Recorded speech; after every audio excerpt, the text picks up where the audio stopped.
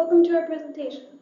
Today we'll be covering Chapter 5 in the textbook, and the title of our presentation is Planning and Decision Making. And before we start, here's a list of the topics we'll be discussing today. Our first topic is the general planning process. Being able to create a thorough and efficient plan is a crucial skill for life in general, as well as working in any kind of organization. When done correctly, planning provides a roadmap that is detailed and structured, but also flexible enough to reflect an organization's changing needs. The planning process has 6 formal steps which provide a general guide to planning. However, please note that the planning process steps can be repeated or revisited as many times as necessary if there end up being changes or corrections to the plan. So the first step in the planning process is to analyze the situation. In this step, one would gather, interpret, and summarize all relevant information about the organization's internal environment and organizational units. This stage also includes analyzing past events and current conditions, as well as trying to predict future trends. And then, armed with all this data, the planner or the person analyzing the situation should be able to identify and diagnose the cause of any problems or obstacles the organization is trying to overcome using the plan they are creating. The second step is to generate alternative goals and plans. So based on the situational analysis, the process that we talked about on the previous slide, planners should now identify goals that the organization wishes to achieve with its plan. Goals are the targets or ends the company wants to reach, and the plan is the collection of actions that will be used to achieve the goals. And as many goals and corresponding plans as possible should be generated during this step. The third step is to evaluate goals and plans. This stage of the process mainly involves examining each goal and corresponding plan and identifying the advantages, disadvantages, and potential effects of each one. When this step is complete, the planner should be able to identify the pros and cons of each goal and plan. The fourth step of the planning process is selecting goals and plans. So now, using the pros and cons from evaluation, the most appropriate and feasible goals and plans should be selected. But even after making the final choice for the goal and plan, the planner should still keep other avenues open to explore different goals and plans if need be. And doing this helps manage a potential crisis in the plan, as well as allows for flexibility and responsiveness. Step 5 is implementing the goal and plan. Implementation plans are traditionally developed by managers and upper-level executives. However, in recent years, there's been a growing emphasis on involving employees in this process. And this has 2 main benefits. The first is that the employees, who are usually the ones who carry out the details of the plan, understand what they are doing and why they are doing it. And the second is that employees feel more motivated to see the plan succeed since they helped to create it. The last step in the planning process is to monitor and control performance. Once a plan is implemented, managers must constantly measure the plan's success. This allows managers to quickly take corrective action if there are human errors or if the plan is just faulty. And long-term, this data helps to determine whether the plan was a success and whether it should be continued, revised, or discarded. All right, here are some questions to see if you understand. First, what were 2 distinct features of the planning process? And using the steps provided, list the planning process from beginning to end. So please pause and take a moment to come up with your answers. All right, here are the correct answers. Please make sure what you wrote down matches what is currently on the screen.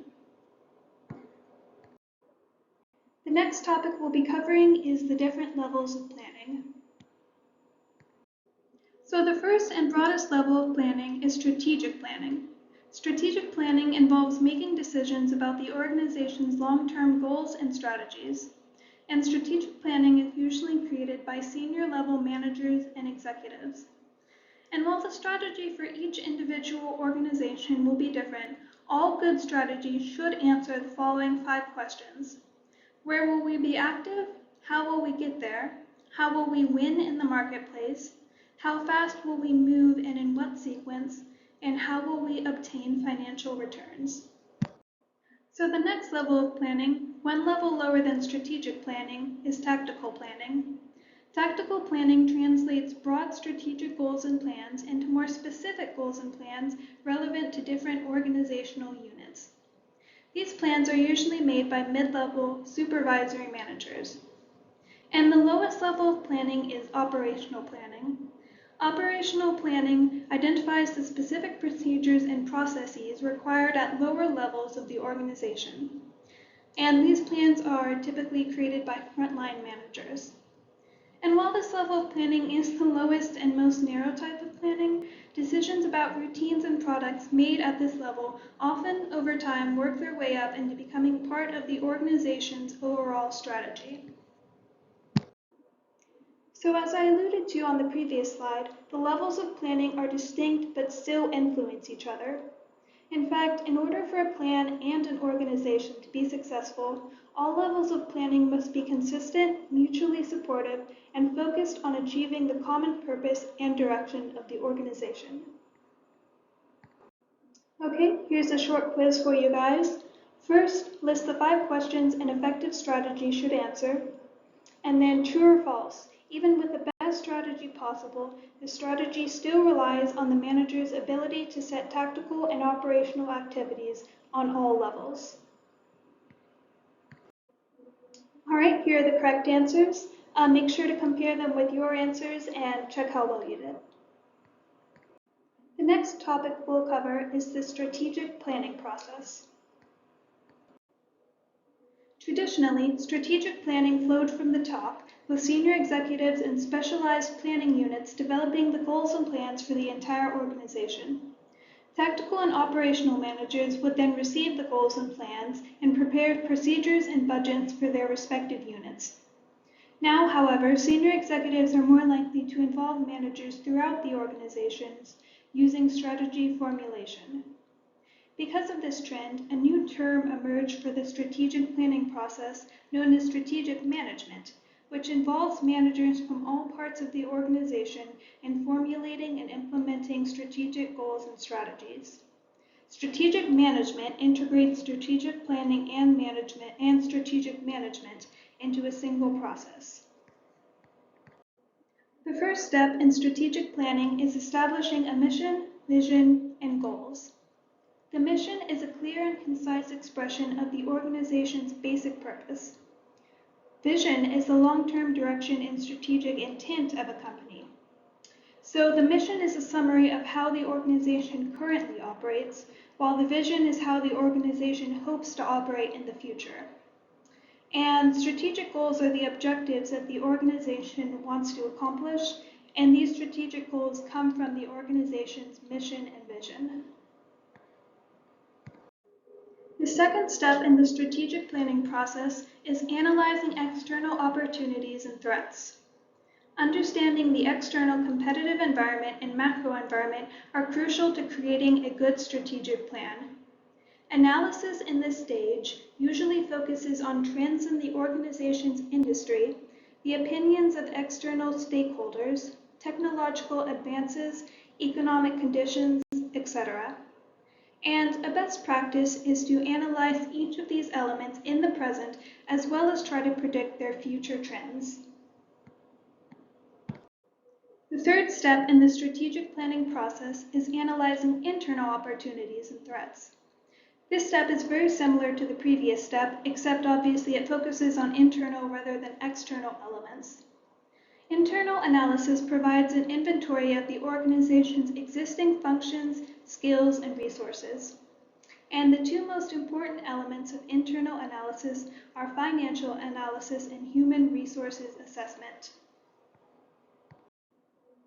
Internal analyses also usually include marketing audits, operational analysis, and analysis of specific organizational activities such as research and development. The fourth and final step in the strategic planning process is conducting a SWOT analysis and formulating a strategy. So, first of all, what is a SWOT analysis? A SWOT analysis is an assessment of an organization's strengths, weaknesses, opportunities, and threats. SWOT analysis helps managers summarize the important facts from their external and internal analyses. And for SWOT analysis, strengths and weaknesses usually refer to the competitive value of organizations' internal resources and abilities, while opportunities and threats are based on an organization's external environment, such as new technologies, new laws, etc. Now that we know what SWOT analysis is, let's talk about how SWOT analysis can help in formulating a strategy. SWOT analysis helps managers identify primary and secondary strategic issues their organization may face.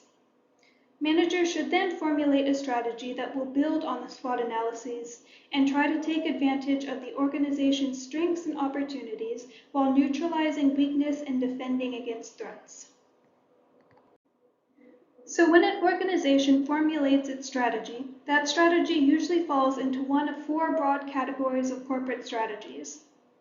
First, a corporate strategy is the set of business, industries, or markets in which the organization competes, as well as the distribution of resources among those businesses.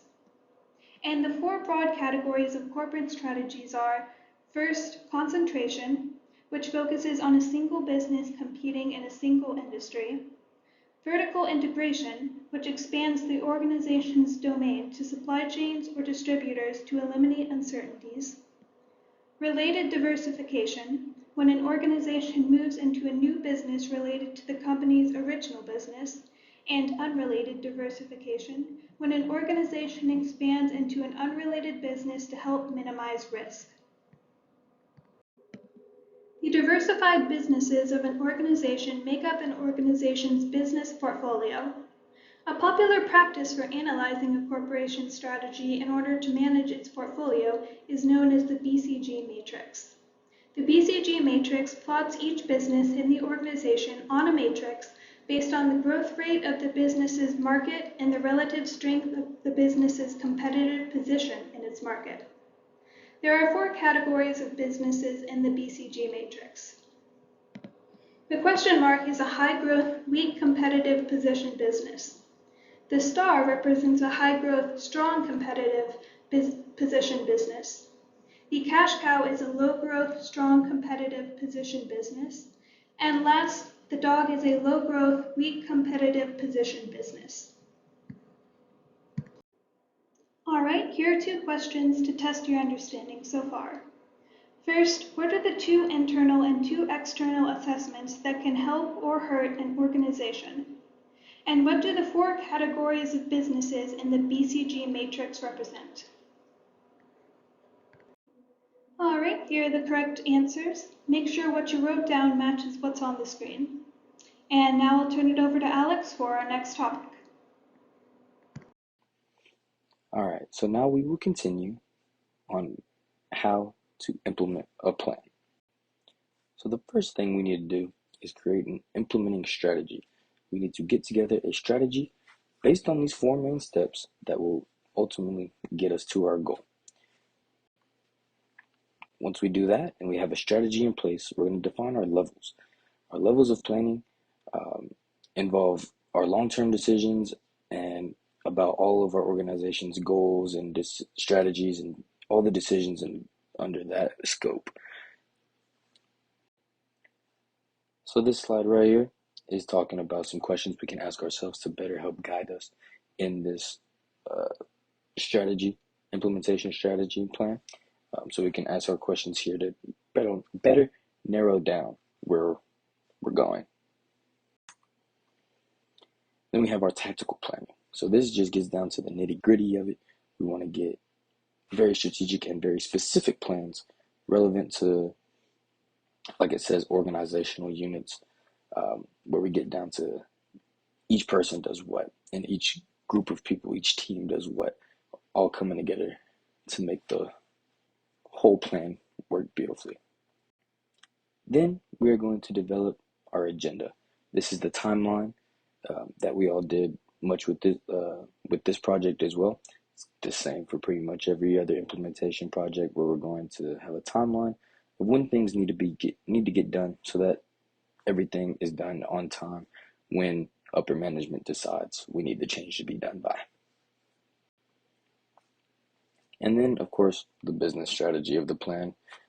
This is the overall strategy for the business to be profitable. So, and you see the first bullet point is the low cost strategy.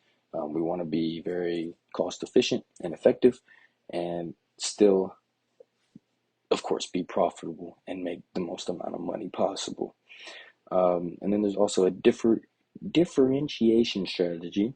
I apologize, it is hard to read. I am talking to a computer. It is kind of weird right now. The differentiation strategy is where you want your products to be different from everybody else. You still want to be high quality products and services, but you want to see, I'm telling you, it's kind of weird. You want to differentiate yourself from other products so that you stand out more. And then at the bottom there, it just says innovation and technology and supporting these strategies. The new technology, the new innovation, the new bright ideas can give you a competitive advantage, but it also comes with high costs and risks that coincides with the differentiation strategy, as well as the low cost strategy. Just to furthermore on that, these are kind of more details about those strategies. You can look over these, take some notes on them. Some good information here. And then, of course, at the very end, we're going to implement that strategy. So we went through everything, we went through all our steps, and now we're going to effectively implement that strategy to have a plan in order, and then we go knock out that plan in order. Some more about it. Really small words, really great, which is hard for me to read since the computer screen is so small right now.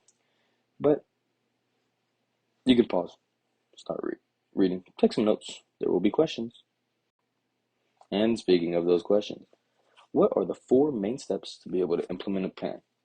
So we just talked about all 5 steps. We're just asking for the first 4. Of course, we're not going to talk about the actual implementation of that plan, but what are the 4 steps until we get there? And then, what is the importance of the business strategy? Why is it important to have a strategy that will help us effectively implement a plan? All right, so here's those answers. For the first one, we're going to define strategic plans, access organization capabilities, develop implementation agenda, and create an implementation plan. And then, of course, that's step 5. That last one is to actually go and implement that plan. That one's pretty easy. I'm sure we all got that one. The second one, a little bit more difficult, but it's important because it determines the company's competitive position in the marketplace. So this is that low cost and differentiation strategy. We want to be in the most competitive position possible, and that's what determines that. Okay, so let's move on to managerial decision making. This is basically you think of yourself as a manager. Someone comes to you with a problem, a customer, a coworker, somebody comes to you with a problem. You have a couple different ways of fixing it, of solving that problem, and now you need to make the best choice to make the best solution for your company. So first, we're going to, of course, identify the problem. Someone comes to you with a problem. We're going to identify that problem, see where the problem really lies. It says a way that managers can detect these issues is by comparing current performance to past performance. So say we're not selling as much, we're not as efficient as we used to be. We can look through there. Or like number 3, we're going to look at our future expected performance and see that we are not lining up to those standards and we are not going to meet those standards in the future. We may have a problem inlaid in there that we need to solve. So we're going to get some solutions. We're going to gather some solutions. This could be one of 2 things. It could be a ready-made solution, which means that they have tried the idea before, or they will follow the advice of others who face similar problems. This is a pretty self-explanatory. Target and Walmart, 2 different companies. If you don't like something at Target, you can return it. If you don't like something at Walmart, you can return it. Ready-made solution. That's it right there for the business. And then number 2, a custom-made solution. So this is specific to your company, to your situation. You create a specific solution for that situation. And that could be many things.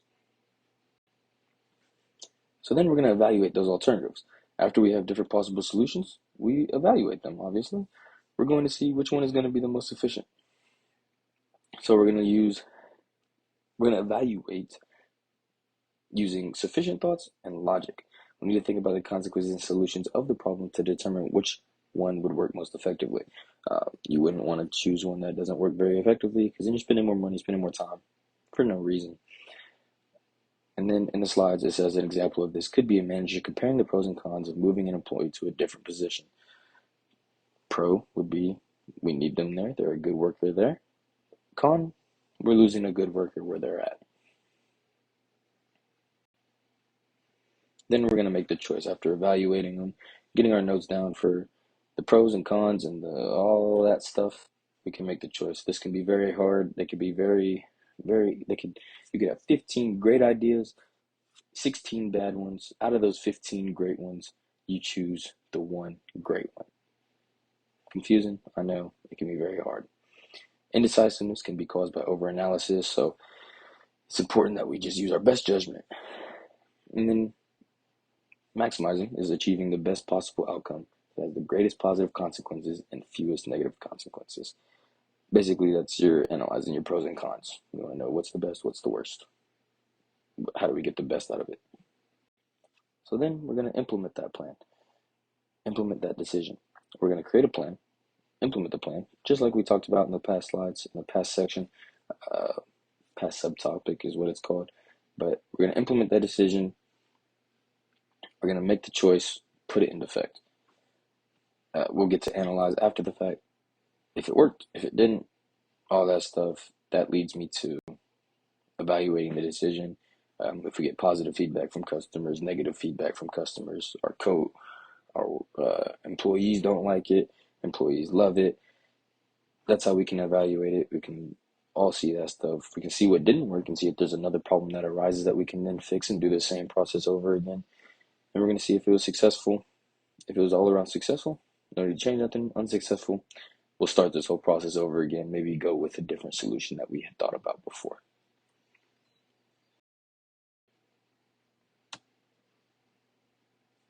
So, we got some questions. What 3 steps should a manager go through while comparing current performance? And what is the 3rd step in the managerial decision-making process? You can go back through the slides, find these ones pretty easily. One might take some thought, but here's those answers. So, of course, we can look at the past performance, current performance, and the future expected performance to analyze whether there's a problem. And then the second answer is just evaluating the alternative.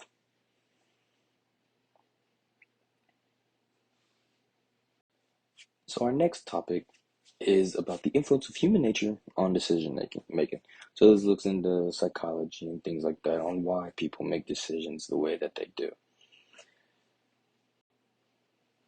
So this is that psychological biases. I told you, it's hard to read, talking to a computer, kind of weird. Decision makers are often far from objective in the way that they gather, evaluate, and apply information in their choices.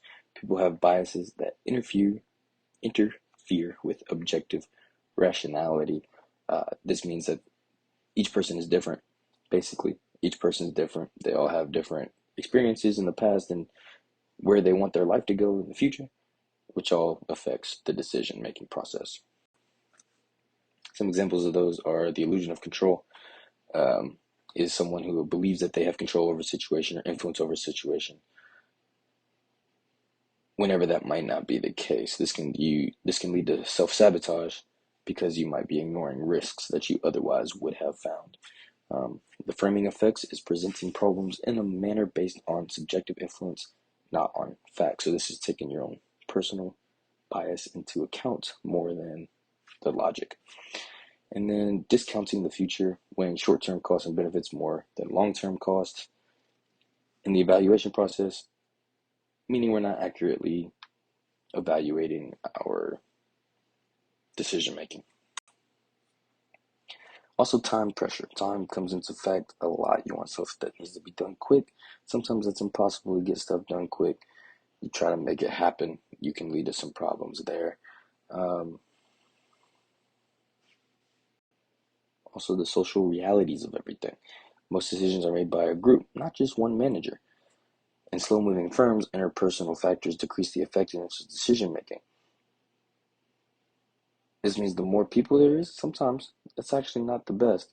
Um, the preferences and reactions of others must be considered, even when the only one person is acting alone. Important managerial decisions spark conflict among interested parties. Of course, they do. Everyone wants to make the most amount of money. Some person thinks plan A is the best, plan B is the best for the other guy. You're going to butt heads. Therefore, many decisions are the result of intensive social interactions, bargaining, and politicking. We see this all the time. You can look anywhere and see it. There's always back and forth with every decision, every major decision. Here's some questions for that part. Kahneman System 1 is which of the following? Go back through the slides, look a little bit more at that one, rewind a little bit, look through that one, that's really important. And then those framing effects we talked about is the presentation of problems in a manner based on objective facts, not subjective influence. Was that true? What did I say earlier? Come on now. Yeah, that wasn't true. And if you went back and looked, you see that it was fast, automatic, and emotional for that Kahneman System 1. The next subtopic we're going to talk about is the influence of groups on decision making. So this is now not just one person, this is now a group of people trying to make a decision. There's of course some benefits to it. Two heads are more than one. We've heard that all the time. So whenever we all get together in a room and hash it out, talk about problems and solutions and all this stuff, we can have some pretty good advantages over a single person working towards a group, towards a decision. There's of course always some negatives as well. Many things can go wrong in a group that make decisions, and this problem occurs most when group members interact with one another. Sometimes one group member can dominate the discussion, and everyone is just scared of conflict, so they're just gonna let him go, and they're not gonna pressure him or nothing like that. Maybe that one person may be the boss, and nobody wants to be upset, so they're gonna just take his word for it and go with his plan, even though that plan may be the worst plan they've ever heard in their life. But they'll never say that because they don't want any conflict. So that leading a group must be done well. If you're the leader of a group, you have to do it well so that nobody feels left out, nobody's pressured because someone's dominating. We need to all feel included and together as a group. Like that last paragraph there that says, lastly, a group leader should support as much creativity as possible rather than punishing it. We want new ideas. We want to keep looking at all those different possibilities of outcomes and stuff like that. So speaking of creativity, this title is Design, Think, and the Ability for Group to Innovate. The more creativity you have, the more innovation you have.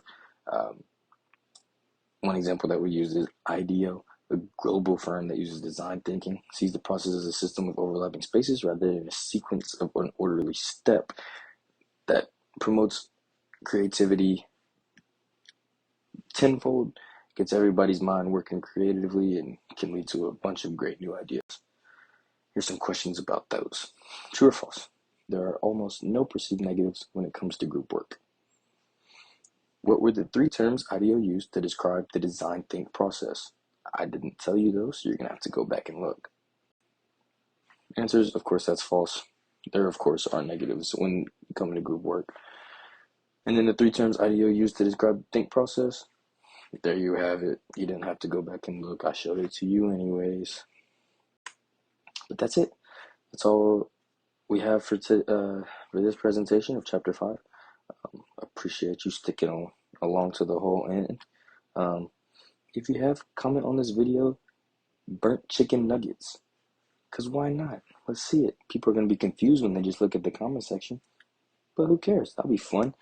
Maybe we'll talk to Professor and we'll get like an extra 2 or 3, 5 points maybe for commenting burnt chicken nuggets.